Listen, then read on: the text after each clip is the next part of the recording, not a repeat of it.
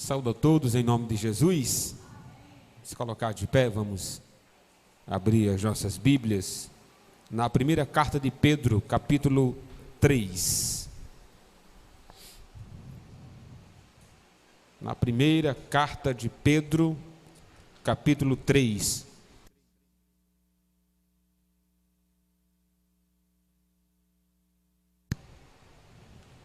Hoje nós vamos estar falando sobre as recompensas do sacrifício de Cristo. 1 Pedro capítulo 3, eu vou começar do versículo 17. Eu já fiz a exposição do versículo 17 na mensagem anterior, mas para a gente entender melhor essa parte final, é bom que ele seja incluso. Primeira carta de Pedro, capítulo 3, a partir do versículo 17, diz assim a palavra de Deus: porque se for da vontade de Deus, é melhor que sofrais por praticardes o que é bom, do que praticando o mal.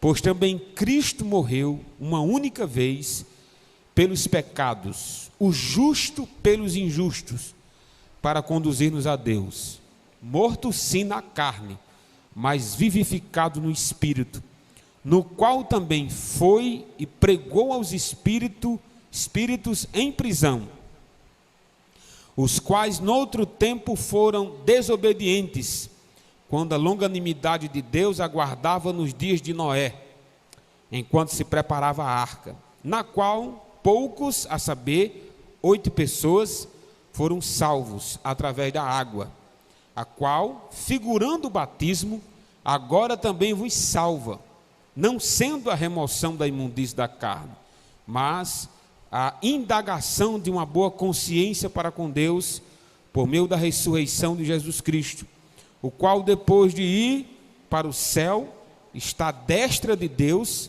ficando-lhe subordinados anjos e potestades e poderes. Quero convidar aqui o irmão Alvamar, vulgo Corminho, para orar, intercedendo por mim e agradecendo a Deus a leitura que foi feita nessa noite, em nome de Jesus. Glória a Deus.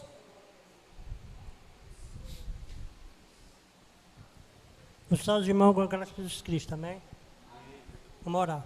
Senhor, meu Deus, meu Pai, estamos aqui presentes para te agradecer, Senhor. Abençoa aqueles que estão enfermos com tua presença, Senhor. Abençoa aqueles que não vieram, que tu sabe qual é o motivo para te exaltar e glorificar o teu nome, Senhor. Abençoa a meditação da tua palavra, a palavra de amo e de conforto, Senhor. Arrepende de todo em nome de Jesus. Amém. Amém, glória a Deus. Amém, poder se assentar. Se você puder deixar a sua Bíblia aberta para acompanhar, será bem melhor para todos nós. Eu acredito que um sonho, um desejo, que todo cristão tem, meus irmãos, quando é novo convertido, pelo menos eu tinha esse desejo e tenho até hoje, de quando eu abrisse a Bíblia e começasse a ler a Bíblia, eu entendesse tudo que está lá. Isso é um desejo do fundo do meu coração. Eu gostaria de ler algumas passagens da Bíblia e dizer assim: nossa, que passagem clara, que mensagem transparente é essa? Eu gostaria de ler a Bíblia, irmãos, toda a Bíblia, seja o Novo Testamento ou o Antigo, do jeito que a gente lê João 3,16. O que tem lá em João 3,16? Porque Deus amou o mundo de tal maneira que deu o seu Filho unigênito, para que todo aquele que nele crê não pereça, mas tenha vida eterna. Isso é uma passagem, irmãos, que ela é unânime. Inclusive João 3,16 é conhecido como o versículo que todos os cristãos conhecem e amam, de tão fácil que é. Só, meus irmãos, que a vida, ela não é assim. A Bíblia, ela não é assim. Nós estamos diante de um livro, irmãos, que o último livro da Bíblia, que é Apocalipse, a nossa distância de tempo para esse livro aproxima-se de 2000 anos. A distância que temos de Apocalipse é 2000 anos. Então, não dá para mandar um WhatsApp para o apóstolo João e dizer assim: apóstolo, O que são essas 10 chifres nessa besta que emerge do mar? Não dá. Não dá para dizer assim, ô João, o que você quer dizer com 666? Não dá. Então, o que acontece para interpretar a Bíblia? Oração, estudo, dedicação e muito esforço para entender. Por que eu estou começando dessa forma? Para dizer, meus irmãos, que essa passagem que lemos, ela está entre as passagens mais difíceis de interpretar da Bíblia. Essa passagem, alguns até dizem que é a passagem mais difícil de interpretar. Desses versículos que lemos, surgem e são sustentados uma das heresias mais fortes do catolicismo romano, conhecido como purgatório, por causa desses versículos que lemos. Então eu peço a atenção dos irmãos, eu peço que os irmãos acompanhem comigo, para tentar desatar um pouco aqui essa passagem, e claro, aplicar a igreja do Senhor aos corações de cada um de vocês nessa noite. E a dificuldade dessa passagem é por vários motivos. Eu quero só frisar algumas delas, trazer para vocês quais são as interpretações mais conhecidas, qual é a que eu adotei, que eu acho mais fácil de interpretar, e a mais fácil de aplicar à luz de 1 Pedro, à luz de toda a Bíblia. A dificuldade dessa passagem começa aí, vou apresentar as dificuldades, depois as teses que surgem, depois a gente vai aplicar para os irmãos. Justamente no finalzinho do versículo 18, está escrito assim, ele diz acerca da morte de Jesus, para conduzir-nos a Deus, aí ele diz, morto-se na carne, mas vivificado no Espírito. A minha Bíblia, irmãos, vivificado está em... essa palavra espírito está um E minúsculo.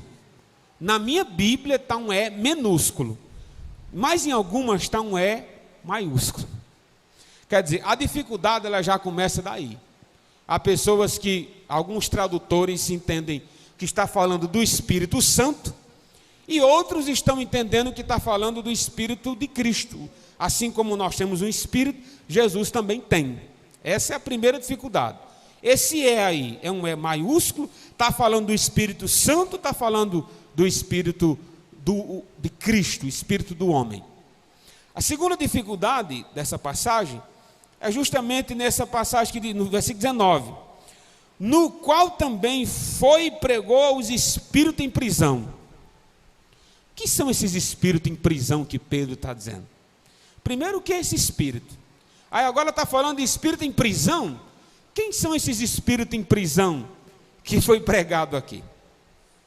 E para completar a dificuldade maior, aí vem Noé. O que Noé está fazendo nessa passagem? Que diz aí, os quais no outro tempo foram desobedientes quanto à longanimidade de Deus, aguardando os dias de Noé. Esse versículo está no versículo 20. Então, observe as dificuldades. Não dá para saber exatamente de que espírito é esse, se é o Espírito Santo ou o Espírito do homem. Nós não sabemos exatamente o que é que Pedro quis dizer a respeito de espírito em prisão. Muitos não sabem. Então eu vou apresentar aqui a maneira que creio. É possível que outro ministrante, outro homem de Deus pregue acerca do assunto e tenha outra visão. A interpretação do catolicismo, irmãos, é que esse espírito em prisão é o seguinte: depois que Jesus morreu, o espírito dele foi ao inferno, literalmente ao inferno, ao mundo dos mortos, e pregou aqueles que eram descendentes aí, que viviam, contemporâneo, melhor dizendo, de Noé.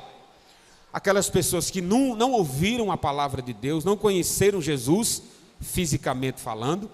Então, alguns entendem que quando Jesus morreu, nesses 3 dias, ele foi ao mundo dos mortos e foi pregar aqueles que viveram no tempo de Noé, e morreram no tempo de Noé. E fez o apelo, e aí pode ter tido salvação ou não. A nossa dificuldade dessa interpretação, irmão, está na cara, né?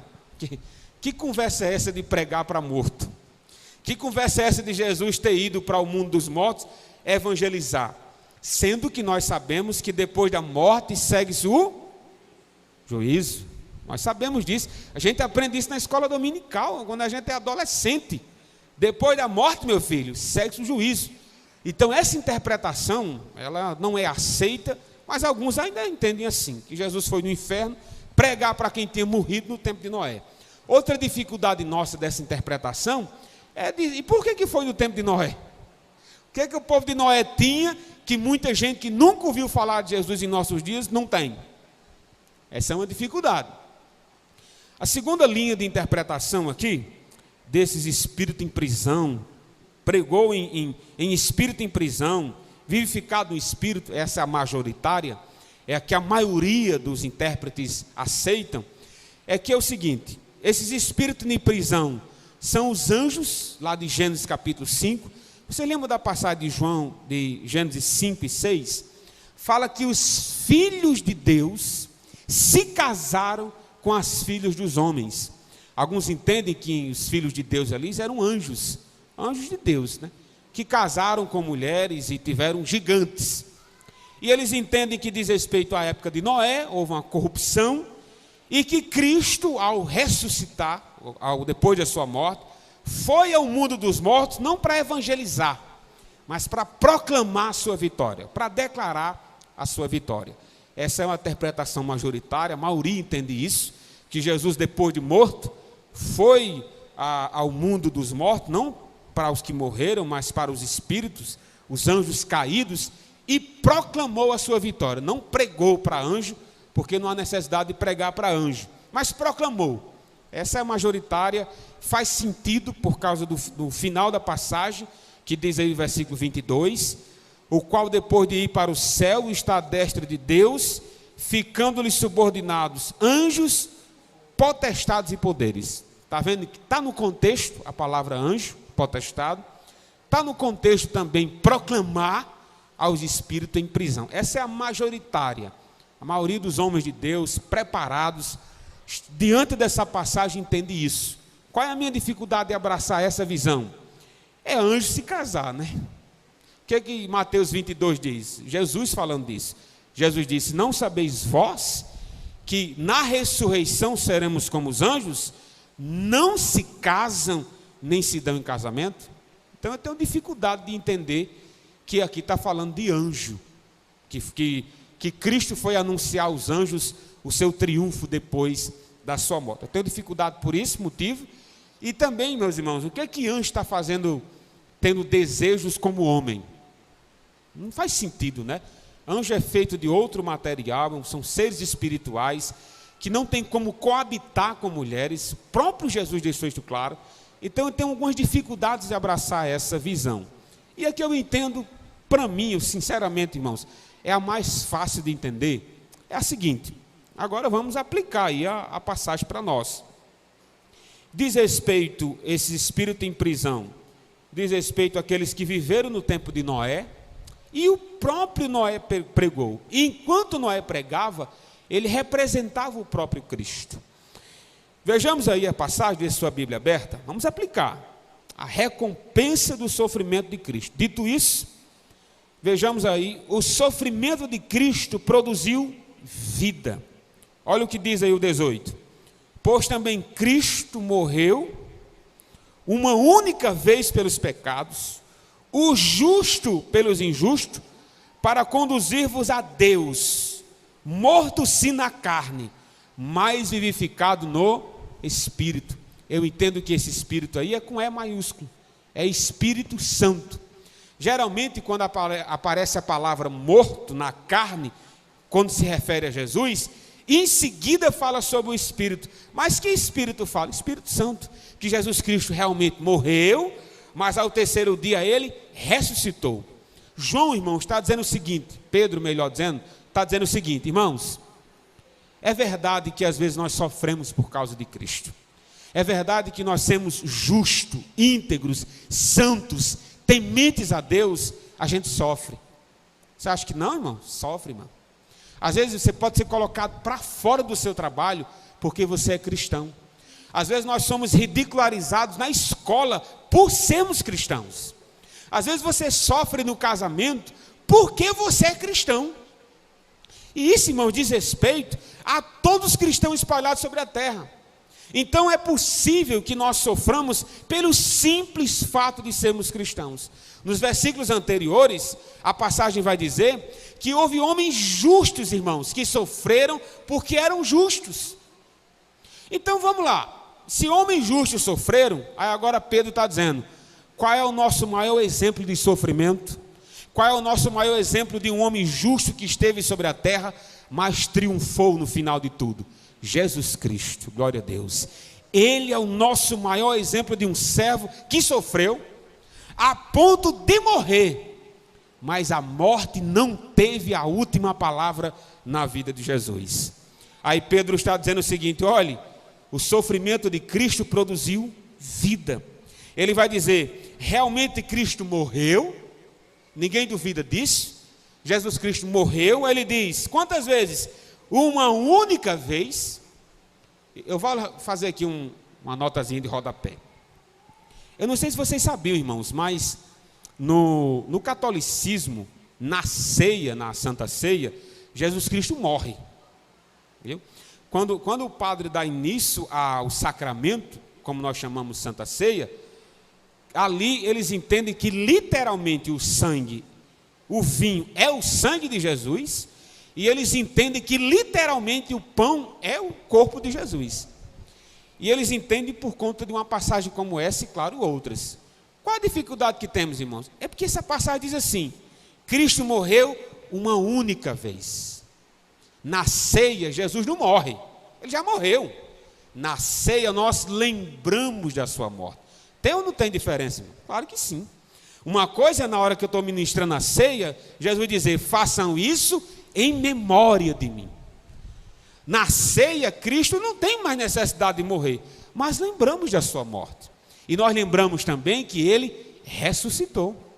Então Pedro está dizendo o seguinte para aqueles irmãos, olhe, Cristo realmente morreu, uma única vez, é o que ele diz no versículo 18, aí ele diz, pelos pecados, o justo pelos injustos, Jesus não morreu pelos seus pecados, nós sabemos disso, ele era santo, perfeito, reto, imaculado, era nosso Senhor Jesus, mas se tornou pecador por nós, se tornou imundo por nós, e se tornou injusto para nos tornar justo. Isso, meus irmãos, chama-se abnegação, renúncia. Isso se chama sofrer sabendo de que valerá a pena. Irmãos, isso é amor, isso é graça, isso é bondade. Mesmo sem nós merecermos, Cristo aceitou passar por esse sofrimento. Para quê? João diz, para conduzir-nos a Deus. Todo o sofrimento de Cristo, tudo que ele passou antes da cruz, lembrando que crucificação não era só o madeiro era a última instância da crucificação, tinha a humilhação, tinha que levar o madeiro até onde Jesus Cristo foi crucificado, ali no Gólgota. Todo esse processo, Pedro está dizendo, para nos conduzir a Deus, para nos dar vida eterna. Cristo não olhou para o sofrimento momentâneo, ele não olhou para o preço que ele pagou, ele olhou para a recompensa. É como se Pedro dissesse, irmãos, a semelhança de Cristo, ele sofreu o que sofreu, mas triunfou no final, mas venceu no final. É o que ele diz no final do 18, ele diz, sim, ele sofreu tudo isso na carne, mas vivificado no Espírito. Ao terceiro dia ele ressuscitou. Pedro, irmão, está consolando os irmãos que estavam sendo perseguidos. Ele está consolando os irmãos que estavam em grandes aflições. A semelhança do nosso Senhor, que sofreu, padeceu, morreu, foi sepultado, mas no final venceu. Olhemos para Cristo como nosso referencial, de que apesar do sofrimento por causa da fé, no final tudo dará certo, glória a Deus, tudo terminará bem para a glória de Deus. Às vezes não entendemos o momento, não entendemos o porquê de alguns sofrimentos, o porquê que algumas portas se fecham, o porquê de algumas perseguições tão vorazes contra o povo de Deus. No momento às vezes não entende, mas a gente sabe que no final tudo dará certo, todas as coisas cooperam para o bem daqueles que amam a Deus e são chamados segundo o seu propósito, todas as coisas. Pedro está consolando os irmãos, olhando o sofrimento de Cristo que produziu vida. Logo depois, ele vai dar outro exemplo. Sofrimento, de abnegação, mas que no final deu certo. Qual é o outro exemplo? Noé. Noé. A dificuldade de aceitar Noé aqui é o início do 19. Ele diz, no qual também, não parece que ele está falando de Jesus? Vou continuar o final do 18. Sim, na carne, mas vivificado no espírito. Aí 19. No qual também foi e pregou os espíritos em prisão. Não dá para entender que ele está falando de Jesus? Foi vivificado. Aí foi e pregou os espíritos em prisão. Por que dá para lembrar de Jesus aqui? Por causa da palavra também, né?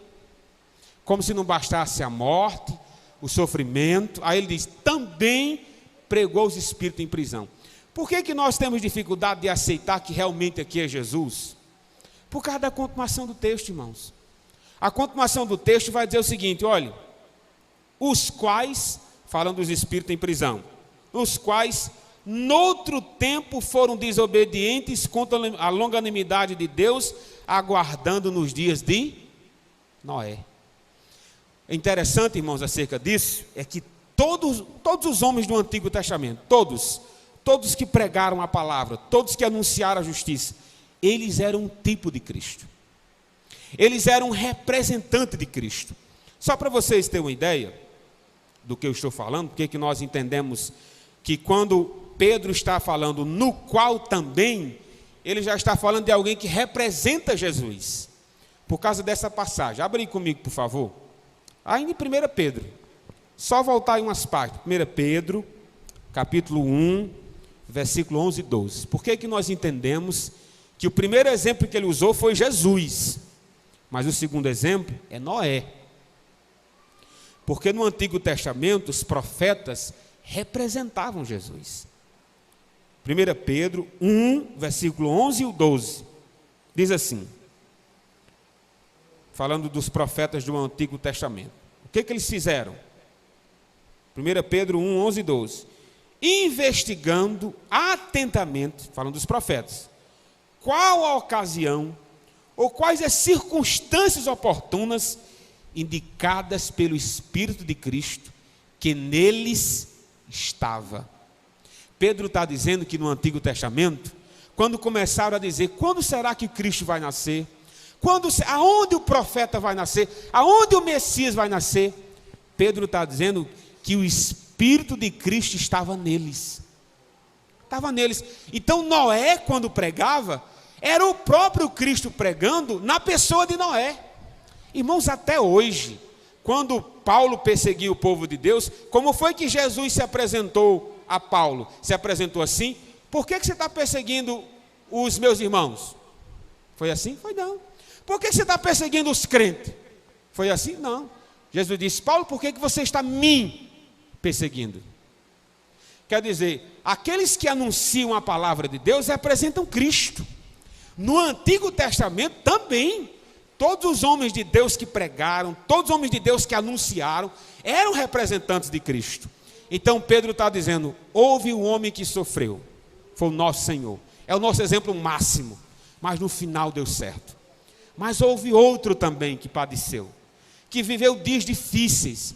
Esse foi Noé. É outro exemplo. O que foi que aconteceu? Ele diz: olha, Noé pregou os 19, pregou os espíritos em prisão. Está falando de todos aqueles do seu tempo. Por que é espírito em prisão? Porque toda alma que peca, meus irmãos, é escravo. Você acha que não? É escravo. Jesus disse aos fariseus em João capítulo 8: todo que comete pecado é escravo do pecado. 8:34. Então, ou há uma prisão em relação ao pecado. Não apenas isso, irmão, a morte.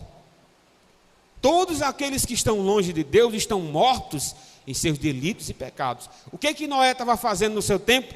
Pregando: se arrependam, vai vir um dilúvio aí, se arrependa, um dia a arca vai ser concluída. Foi 120 anos, irmão, Noé dizendo: se arrependam, se arrependam. construam uma arca para vocês também. Daqui a pouco esse mundo vai se acabar. Será que foi difícil para Noé? Claro que sim, irmãos. Noé tinha irmãos, irmãs. O parentesco das esposas dos filhos de Noé também tinham mãe, também tinham pai. Mas quem foi que se salvou, meus irmãos? Olha o texto aí. Versículo 20.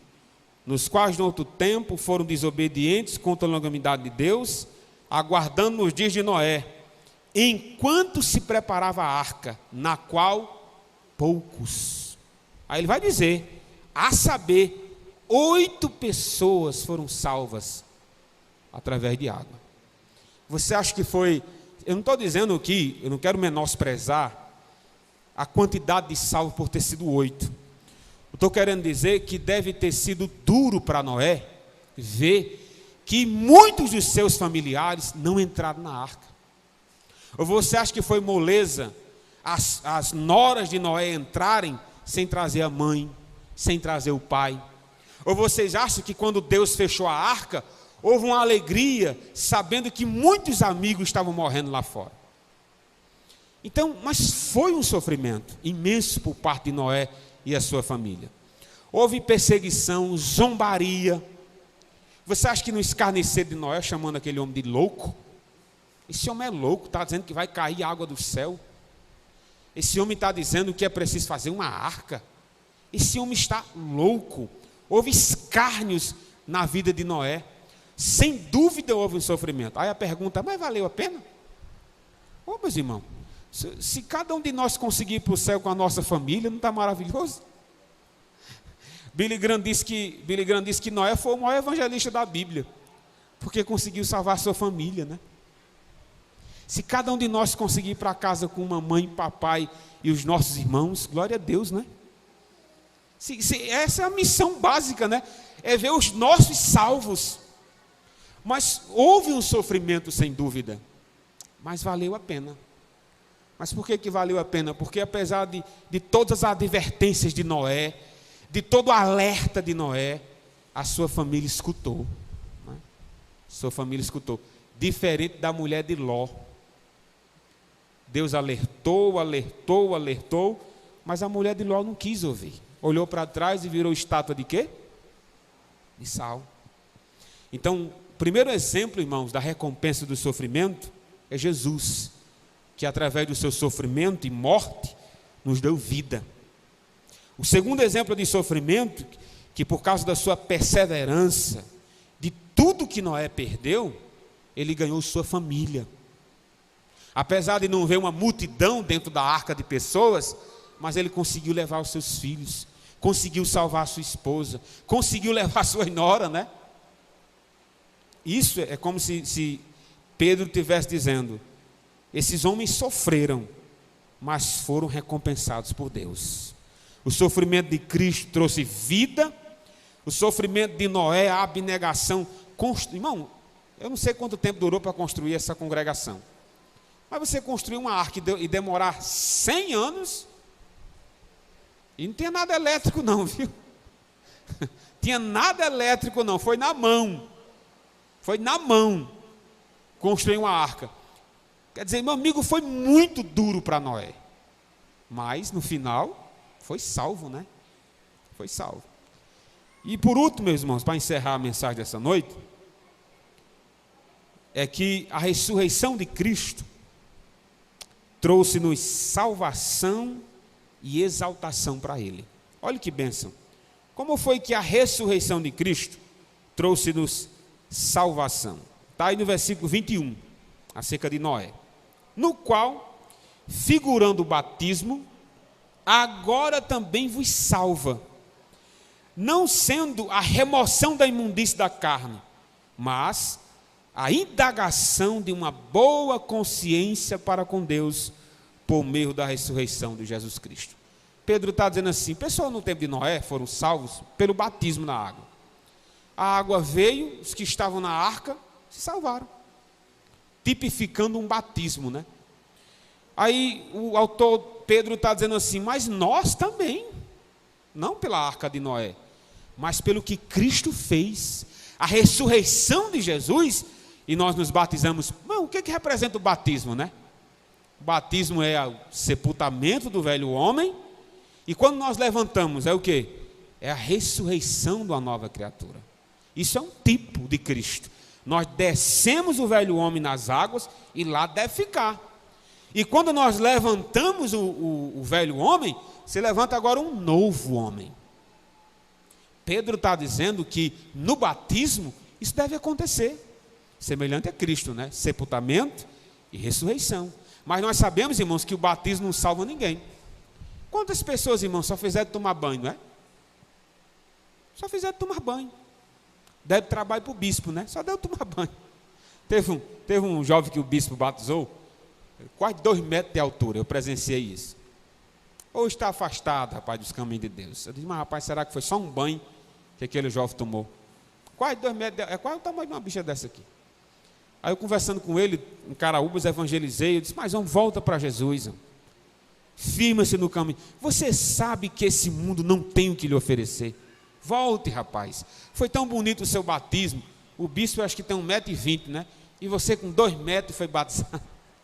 Todo o esforço do bispo foi, não faça isso não, rapaz. Ele disse que ia voltar, né? Minha parte eu fiz, né? Que foi convidar a retornar. Mas o batismo não salva. Não salva. Mas o batismo aponta para algo sério, que é o batismo do coração. É que você creu em Jesus de todo o coração.